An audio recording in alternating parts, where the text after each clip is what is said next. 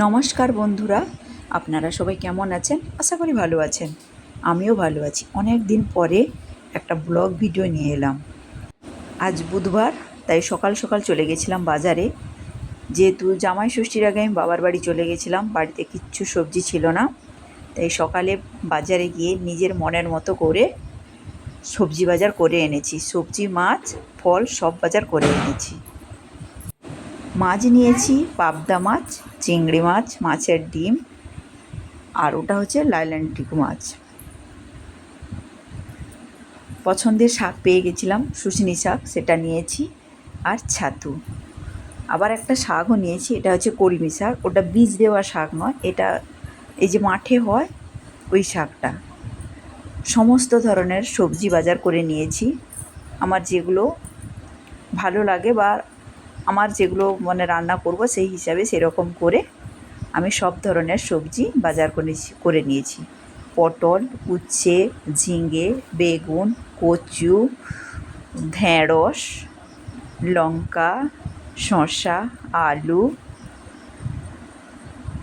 আদা, কলার থোড়, কুমড়া, মানে যা যা লাগবে আমার মনের মতো করে সেভাবে আমি বাজার করে নিয়েছি।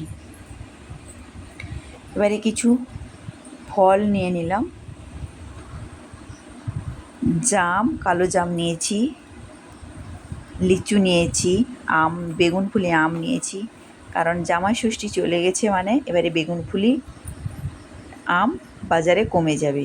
লিচুও এরপরে কয়েকটা দিন থাকবে, তারপরে আর থাকবে না।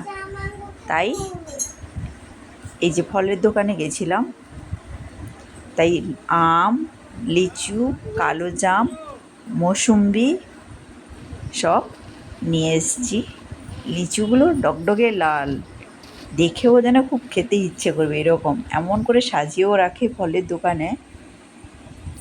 সব কিছু ঢেলে গুছিয়ে নেওয়ার পর অবশেষে চলে গেলাম রান্নাঘরে। রান্নাঘরে গিয়ে মাছ টাছগুলোকে আগে সব ছাড়িয়ে নিয়েছি। এখন জিরের ঝোল ফুটছে, জিরের ঝোল করছি, কারণ মানার শরীরটা ভালো নেই। লাইলান্টিকা মাছ দিয়ে লাউ ডাঁটা, কাঁচকলা, আলু, ঝিঙে, গাজর দিয়ে,